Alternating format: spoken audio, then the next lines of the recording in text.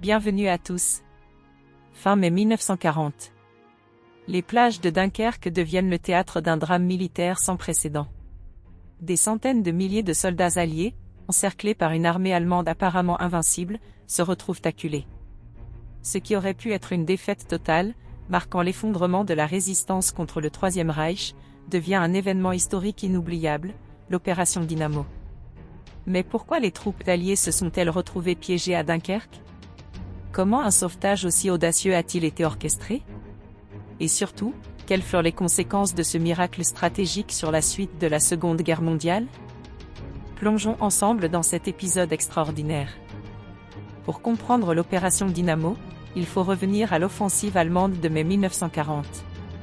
L'armée allemande, utilisant une stratégie révolutionnaire appelée Blitzkrieg ou guerre éclair, attaque simultanément les Pays-Bas, la Belgique et la France.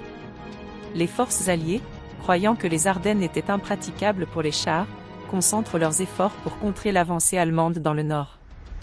Mais Hitler et ses généraux, notamment Guderian, choisissent un plan audacieux, passer par les Ardennes, une région dense et montagneuse, pour frapper à travers le sud de la Belgique.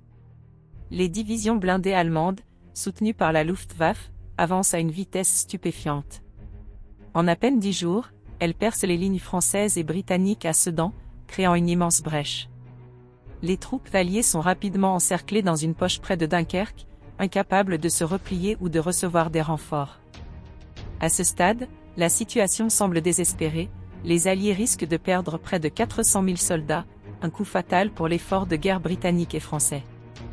Face à cette catastrophe imminente, Winston Churchill donne l'ordre de lancer une opération d'évacuation massive. Conçue à l'origine pour sauver seulement 45 000 hommes, l'opération Dynamo se transforme rapidement en une mission d'envergure. Depuis une salle de commandement située à Douvres, l'amiral Ramsay coordonne une flottille hétéroclite de navires militaires et civils. La mobilisation des « Little Ships of Dunkirk » est sans précédent. Ces petits bateaux, souvent pilotés par des civils, jouent un rôle crucial. Yachts privés, ferries, chalutiers, et même des embarcations de plaisance traversent la Manche pour récupérer les soldats. Parmi eux, le Medway Queen, un bateau à vapeur, sauve à lui seul plus de 7000 hommes lors de plusieurs allers-retours. Les histoires individuelles abondent. Charles Lightoller, un officier survivant du Titanic, utilise son bateau pour secourir des dizaines de soldats.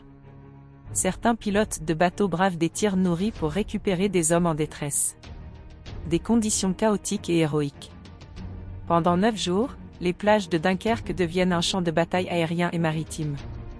La Luftwaffe bombarde sans relâche, détruisant des navires et tuant des centaines de soldats qui attendent leur tour pour embarquer. Mais un miracle météorologique survient, une épaisse brume, inhabituelle pour la saison, recouvre la zone, compliquant les attaques aériennes allemandes. Ce répit permet à des milliers de soldats d'être évacués chaque jour. Sur la plage, le chaos règne. Les soldats, affamés, épuisés, et souvent blessés, forment de longues files en attendant leur tour. Beaucoup doivent marcher dans l'eau jusqu'à la taille pour atteindre les navires, parfois sous le feu ennemi. Les Français, en particulier, font preuve d'un héroïsme remarquable en tenant les lignes pour ralentir l'avancée allemande. Les derniers jours, les forces françaises résistent dans les rues de Dunkerque, permettant aux Britanniques de partir.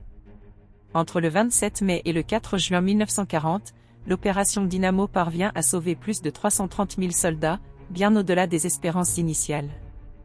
Cependant, le prix à payer est élevé, les Alliés abandonnent des milliers de véhicules, des stocks massifs de munitions, et même des chars.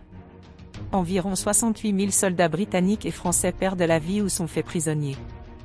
Dunkerque reste une défaite militaire, mais Churchill transforme ce revers en un triomphe moral. Dans son célèbre discours du 4 juin, il galvanise la nation. « Nous nous battrons sur les plages, nous ne nous rendrons jamais. » Une question demeure, pourquoi les Allemands, à 2 doigts d'une victoire totale, n'ont-ils pas anéanti les forces alliées à Dunkerque? La réponse réside en partie dans les ordres d'Hitler. Convaincu que l'armée britannique était déjà vaincue, et craignant un contre-coup de ses propres troupes blindées épuisées, Hitler ordonne un arrêt temporaire de l'offensive. De plus, il espérait signer une paix séparée avec l'Angleterre. Ce choix suscite l'indignation parmi ses généraux, notamment Guderian, qui considérait Dunkerque comme une cible prioritaire. Ce répit inespéré permit aux Alliés de mettre en œuvre l'opération Dynamo et de sauver l'essentiel de leurs troupes.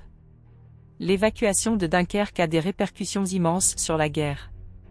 D'un point de vue psychologique, elle renforce la détermination britannique et convainc les États-Unis de soutenir davantage l'effort de guerre allié.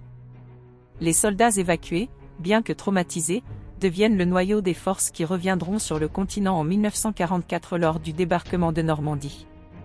Pour l'Allemagne, Dunkerque est une victoire incomplète qui laisse un goût amer parmi les stratèges. L'opération Dynamo est donc bien plus qu'un simple épisode militaire. Elle incarne le courage, la résilience, et la capacité humaine à surmonter l'adversité. C'est une leçon d'histoire qui montre qu'une défaite peut devenir un levier pour la victoire. Si ce récit vous a captivé, n'oubliez pas de liker cette vidéo et surtout de vous abonner pour faire avancer cette chaîne. À bientôt pour une nouvelle plongée dans le passé.